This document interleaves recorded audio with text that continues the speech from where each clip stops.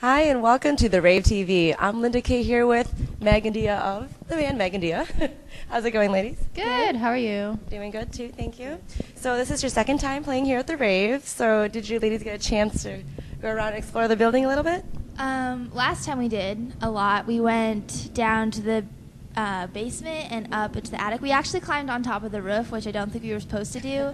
But there's this awesome picture of us on the roof with the Ambassador Hotel in the back, which is infamous. Yes. So we did get a chance to explore. We took This is a haunted place showers with today. the awesome dressing rooms. And I forgot that they were awesome. I haven't seen them yet. I've been chilling on our bus. Sorry. Tisk tisk me.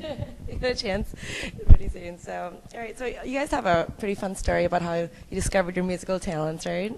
Like the Christmas gift story, right? Mm-hmm. You gonna tell us about that? I got the karaoke machine and Dia got the piano. No, really. That's like I got a karaoke machine. She got a piano. We just switched. You guys, We were not destined to be what our parents wanted us to be. Well, I mean, that's still fun, though. I mean, like, how long did it take before you guys realized, like, well, About I'm a doing more day. than singing? A day? We always Give we me that. always I mess- want that one instead. No, we always mess around with each other's stuff all the time. So that time we just kind of, the wanna do a little karaoke machine switcheroo? slowly ended up in my room Yeah. instead. Just worked out naturally then. Yeah. That's cool. So a lot did happen for you guys musically, growing up and stuff. So how did that affect your lives just growing up? Just music in general? Well, I mean, because you guys, you did like shows around home, right? Yeah. First and Yeah, we grew up in a small town called St. George. There's one awesome venue there, the Electric Theater, that's still there. It's amazing.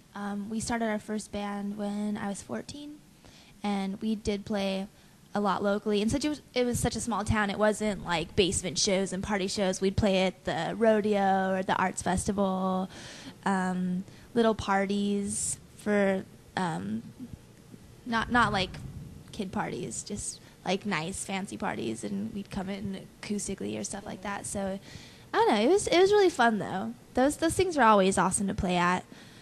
And I don't know where I'm going with this. I don't know, it was really fun. did it affect your lives? Just instead of growing up as a normal teenager, like. Yeah, it was still very Actually- low key then, though. I Okay. mean, we'd play a show once a month, and we didn't really know what we were doing, and we definitely hadn't started touring yet. So it was just kind of like a hobby for us. We didn't think it'd be able to go as far as it did, or it has. But I mean, when I was a kid, my dream was become like a crazy pop star with pink sequins all over, and obviously it changed. That's still my dream. Yeah. Okay. But I mean, when you're a kid, you don't think about touring or. We told you this place is haunted. But yeah, we it didn't start changing until I turned 18, 19, and we started touring and traveling and going outside of our small town and realizing everybody wasn't Mormon and just a bunch of stuff like that. But I don't know. That's cool. So you guys have such a unique, beautiful sound together, and you guys started out, of course, acoustically, and then you brought on guitars, bass, and drums. What was the main reason for adding, putting the additions to make it a 5-piece band?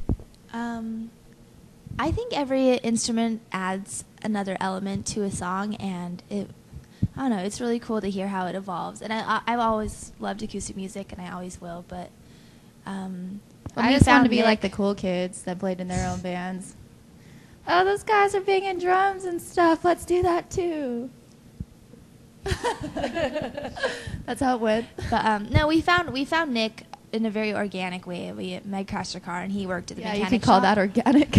Well, I mean, we weren't looking for anybody. We weren't tacking up in need of drummer in every guitar center. Although we were had just- before. Yeah, That's and how we that used to never do it. works. But we had just completely given up on finding any band people to play with. We played in a lot of bands before, and it never worked out, and it was really hard. And so we just said, let's just depend on each other. Let's do acoustic. And then we found Nick, and he was awesome. So we decided to start a band again, basically. Definitely the sound changed a lot. It's big, but yeah, it's great. It's great. So you guys had a lot of promotion on MySpace. As we had a huge fan base on there, and you guys ended up getting entered into the MySpace band at Warped Tour contest through Tom, right? Because didn't Tom, the creator of MySpace, find you guys and suggest doing the contest, right? Or? We didn't really do a contest. We just got it. Oh, okay. Well, that's so cool, though. How was that being like the, you know? It was fun. I mean, we were excited to be on Warped Tour because we'd never been on Warped Tour before. But I don't even think we met Tom though, did we? No, we never did. So it wasn't even worth it. I mean, that's the only reason I did it, was to meet Tom.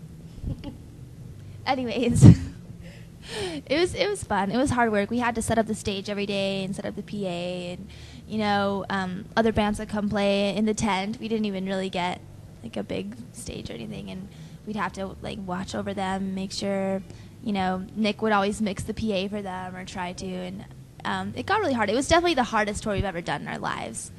I thought we would break up maybe 7 times during the tour just because everybody was just so on edge, because it was hard work, but it definitely was worth it now.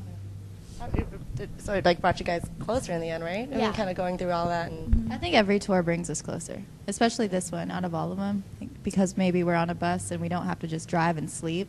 Like, we've become like really, really tight. So, yeah. So who are your some of your personal musical influences? Tom Petty and the Heartbreakers, Modest Mouse, Cursive, and Third Eye Blind. Those are mine.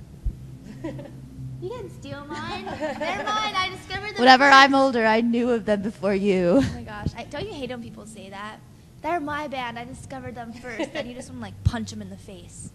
Music But is I did not discover for- Tom Petty first. I'm just kidding. Well, I could say all of his songs alphabetically. Okay, you win. Okay. So what are some of your influences for your songwriting?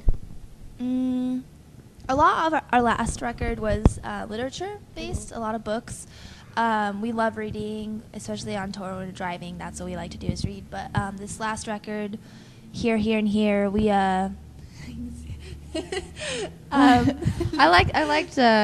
think I used a lot of the format stuff because I like how they bring, like on their last record, they brought in strings and acoustic guitar and changed things up and made it more like a play.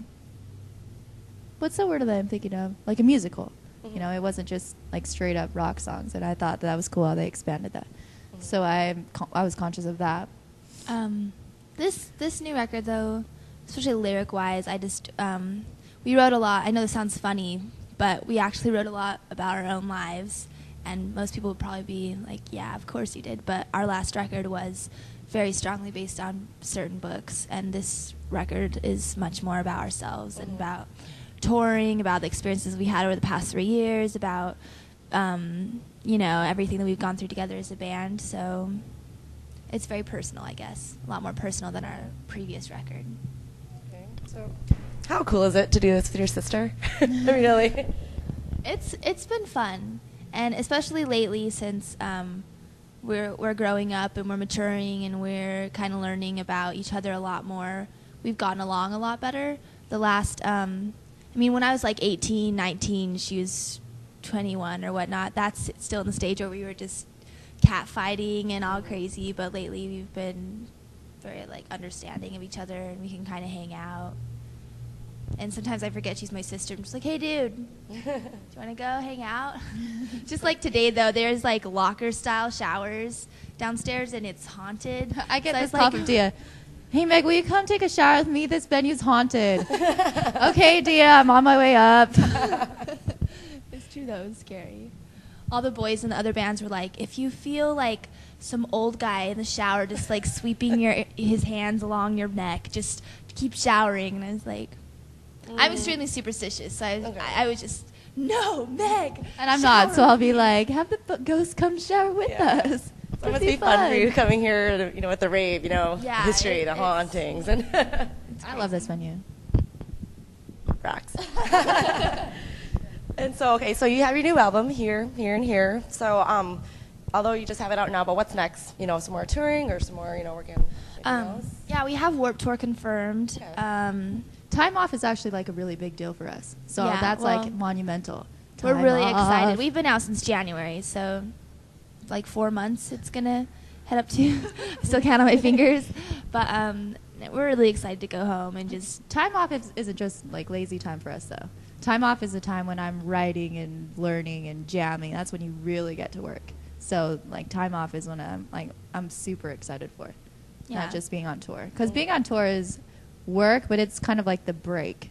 You know, it's just playing shows and hanging out with friends. And I then just you made can it sound never- really easy. It's not that easy. No, but I mean, you can never have alone time on tour because we like to write when we're alone and read when we're alone and, you know, play music or whatever. And if there's always somebody or a party or like random people on the bus and walking back and forth, and it just drives you insane. So I really don't do anything now except sleep and then play the show and then sleep and then try to get a shower in. And then, you know, so time off is good. But Warped Tour is confirmed. When our record's coming out, I think April 21st, around that time, we're going to be doing in-stores, acoustic shows, stuff like that. Little radio things, I guess, but just nothing big. Well, I wish you guys the most success. I mean, really, Thank though. you. I love it. I love your sound, and just can't wait to hear more of the album. So Thank you. thank you for Thank spending you. some time with us today. You're welcome. And thank you for watching the Rave TV. Make sure to check out Meg and Dia's newest album, Here, Here, and Here. Thank you for watching the Rave TV, and we'll catch you next time.